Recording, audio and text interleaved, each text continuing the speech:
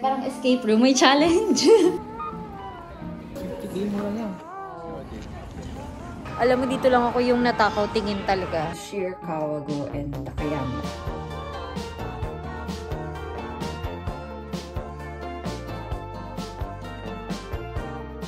Good evening, guys. So, time check. It's already 10 o'clock. Our last night here in Osaka. Right now, nag-ayos na ako ng mga gamit kasi tomorrow, mag-check out na kami dito sa Airbnb. And then, lilipat kami to Nagoya. Mag-ayos na ako ng gamit. And then, we'll see you guys tomorrow.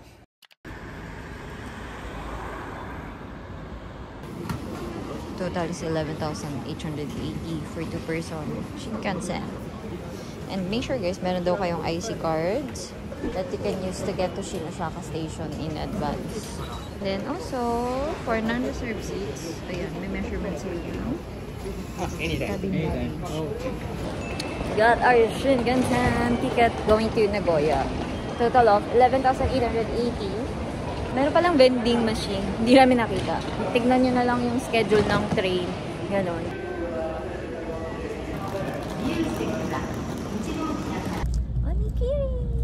1 hour lang naman yung ride going to Nagoya. Alis yung train ng 12:54. 4 minutes. Hindi, umaandar na. May 54. Oo na ba? Baka na wrong train. Hey! First time riding Shinkansen!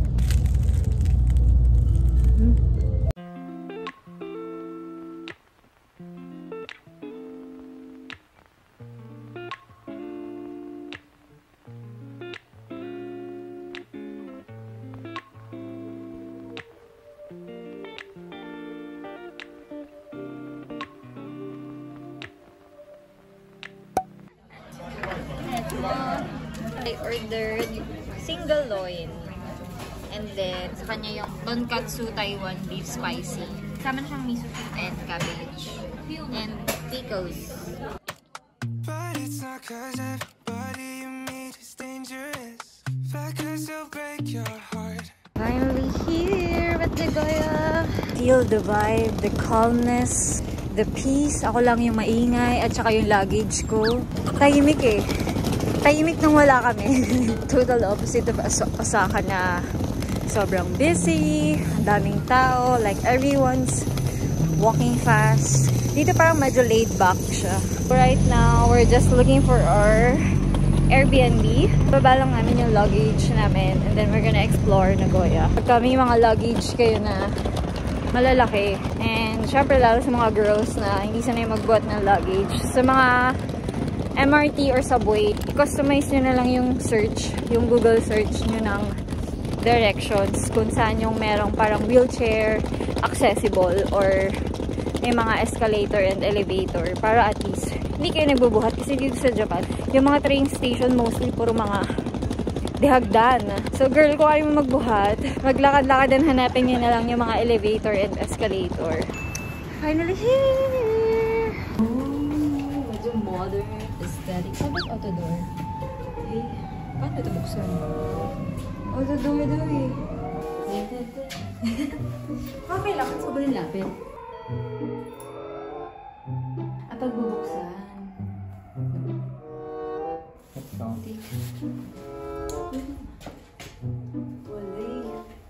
So, etong ano, sabi automatic door daw. Ayan. Wait, lumapit ako. Ayaw niyang bumukas. Parang escape room. May challenge.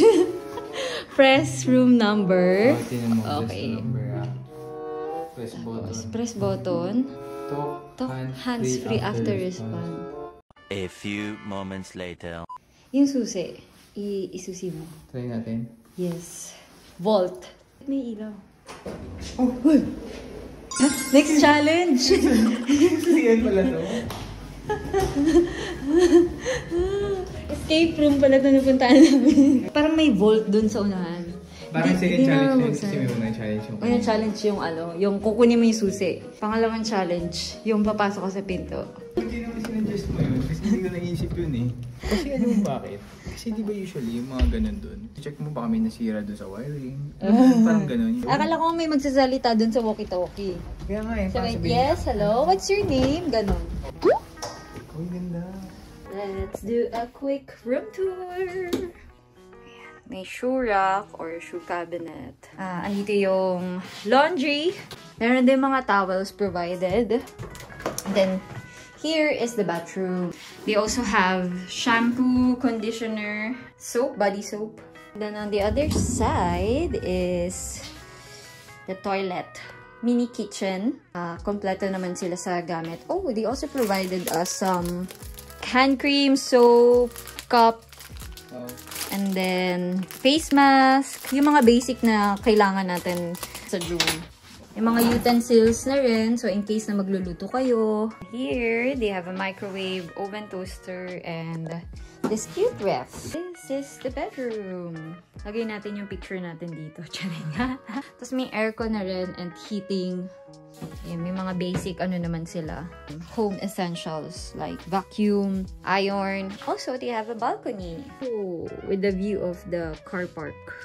Let's go to Oshu Shopping District. Parang ano, Shinsei Bashi, parang pahaba sa may Dotonbori. Parang ganun yung itsura niya sa picture. Marami siya mga restaurant, cafe, tsaka mga shops. So, check natin yun, guys. So, din sa mga nire-recommend na must visit when you're here in Nagoya. Compare sa Dotonbori, mas less crowded, hindi masyadong busy street yon.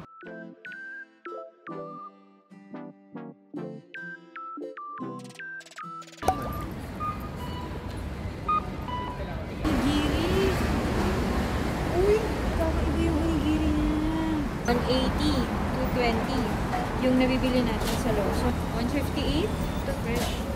Mas marami pang laman. Ito yung mga sinasot ng mga nag-go-kart, di ba? 4.9, 5K. Jacket, hoodie. Alam mo, gusto ko dito. Parang yung lakad mo on your own pace. Hindi yung katulad sa Dotonbori or sa Shinsei Bashi na ang bilis mo maglakad kasi nga natatamaan tapos nakikipagpatintero ka sa mga tao. Yun din yung parang nangyayari pagka nasobrahan din kunyari sa promotion. Tourist. Diba dati na nandun tayo sa Dotonbori yung gano'n? Pero yun, sobrang dami na ng mga nag-TikTok, nag-Instagram Reels, Facebook Reels. Marami din sila yung mga pakulo eh. For hype. example, nandun tayo ng bagong pakulo yung $10 coin, 10 yen coin pala. Speaking! Ay, di ba? 10 yen coin tayo. Dito, walang pila. Walang pila. Iwas ka lang. Sa mga tourist spot. Sa Dotonbori, mahina yung 2 hours na pila. Yun na yung parang minimum na pipila mo sa mga restaurant pagka malapit sa Dotonbori. Pero iba na rin talaga yung mga ano ngayon sa mga travel. Lalo kapag ka mga na-feature na restaurant, expected nyo na talaga na long lines. Hindi lunch and dinner time. 2 o'clock, ganyan may pira pa rin. Magkano? Wool, tas vintage. Sale, 3.9 na. ABC Mart. Ayun na. Kain mo na tayong cheese corn. Actually, di pa ako nakatikim ng fresh onigiri. Puro mga Lawson na tsaka 7-Eleven lang. Oo, yung ibang mga shops maaga nagsasara. Dapat yata umaga pumupunta dito. Oh, Louis Vuitton. Bili ka na. 50K mura lang. Magkano ba? Hindi ba 20K talaga presyon yan? Hindi ba? 40K siguro. Uy, Rolex oh. 1 million eh. 230,000. Mura na yun ha, para sa 1 million. Ang ganda pa eh oh. Yung mga bags. Kung naghanap kayo ng mga bags na wala na sa mga shops, saka vintage shops, baka dito meron pa. Dami selection no? Dami selection ng LV dito. 2nd Street sa may Oshu Shopping District. So, hindi lang pala mga shops and restaurant ang meron dito. Meron din mga shrines and temples sa paligid. Ano ang bahay yun? Parang Fushimi Inari. Kaso walang tao. Pagka walang tao, nagreklamo. Pagka ang daming tao, nagreklamo pa rin. Ano ba talaga?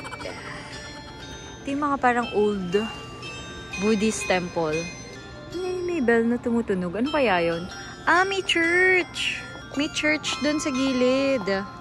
Ayun o. Grabe, ang daming fresh onigiri dito. Ay, may temple dun, di o. Straight ahead. Ang liit ng ano. Tapos yung mapupunta ka sa ibang dimension. Astig! Ang liit ng pinto. Bar with desserts. Wow! Well, this is where you seek guidance, all your personal wishes, or just showing gratitude. We actually love visiting temples also. Kahit sa mga previous trip namin sa Japan, makikita nyo na nagbe-visit din kami ng temple. To seek guidance and para sabihin yung mga personal wishes namin. good health, success.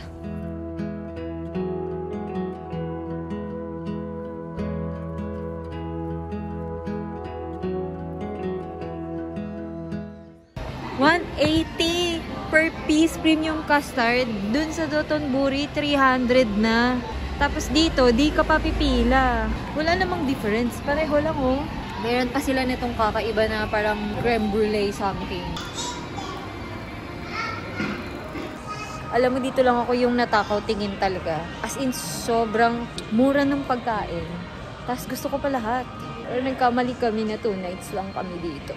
Tsaka walang kahasel-hasel pamila. Kaya parang ang sarap bilhin lahat. Pag gusto mo maging katulong for a day, the joke. Siguro ano to? Ano may mga babae? Ganon? Tapos magte-table ka? Hindi ko alam. That's smart. Amusement daw. Amusement drink. Okay. Dessert. Lupit na. Every Sunday I used to watch cartoons, but now Here's my order. Tonkatsu ramen. And he ordered Tantanmen ramen. That's it. Good morning, guys. Today, we are going to Shir Kawago and Takayama. We availed the group tour via Klook. You can use my code MARY5OFF to get 5% off hotel and 3% off activities. Nag-join kami na group tour for this kasi sobrang layo ng Shir Kawago. And it's one of the recommended places to visit for a day trip when you're here in Nagoya. Mag-alis lang ako and then we'll see you guys later.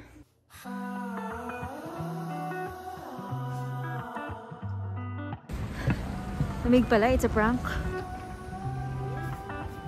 It's sure to be there at 7:50, I think.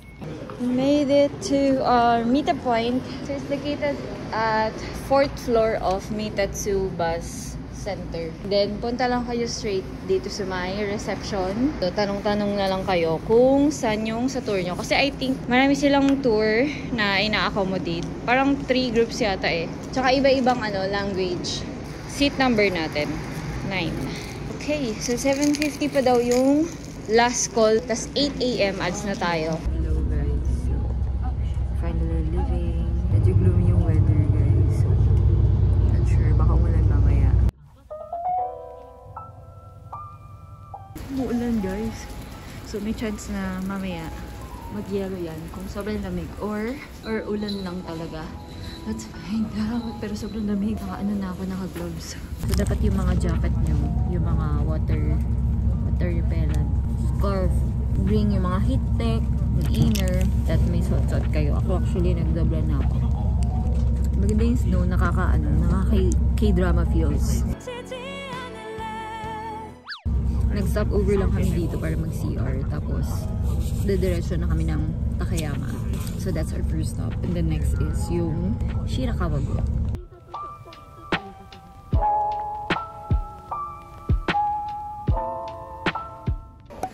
Time check, it's already 11 AM. Medyo mahaba yung biyahe guys. Kung medyo inaantok-antok pa kayo, dala na lang kayo ng pillow. Hanap tayo ng kakainan natin dito. Or baka mag-try lang tayo ng mga snacks. Ganun. At least hindi na umuulan. Parang katulad to yung sa napunta natin sa Nagoya. Yung sa Osho Shopping District. Yeah. Hindi ako sure, di pa yata to yung Takayama. Sunod lang tayo guys dun sa nasan yung mga kasama natin kanina. Kasi actually, di ko alam kung ano gagawin. So, we have 1.5 hours to explore Takayama and eat. Let's go!